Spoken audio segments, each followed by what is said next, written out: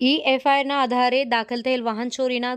ગુનાનો ભેદ ઉકેલી કાઢી રીઢા આરોપીને ચોરીની મોટરસાયકલ સાથે પકડી પાડતી કાપોદ્રા સર્વેલન્સ ટીમ.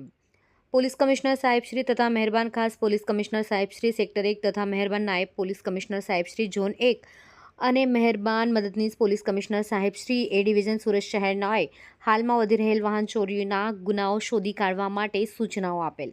જે અન્વયે પોલીસ ઇન્સ્પેક્ટર એમ.બી. ઓસુરા નાઓના માર્ગદર્શન હેઠળ મોબાઈલ ચોરી તથા વાહન ચોરીઓના અનડિટેક ગુનાઓ શોધી કાઢવા સારું surveillance police sub inspector A L. Pandya નાઓએ પોલીસ માણસોની અલગ અલગ ટીમો બનાવી વાહન ચોરીના અનડિટેક ગુનાઓ શોધી કાઢવા વર્કઆઉટ કરતા હોય તે દરમિયાન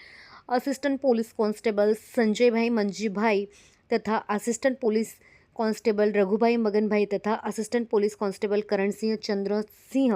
નાઓને તેઓના અંગત અને વિશ્વાસુ બાતમીદાર મારફતે મળેલ સંયુક્ત બાતમી હકીકતના આધારે કાપોદ્રા પોસ્ટે વિસ્તારમાંથી ચોરી થયેલ મોટરસાયકલ સાથે કાપોદ્રા ગાયત્રી 3 રસ્તા પાસે પકડી પાડી તેની પાસેથી મળી આવેલ મોટરસાયકલ નંબર પોકેટ કોપ મોબાઈલમાં સર્ચ કરતા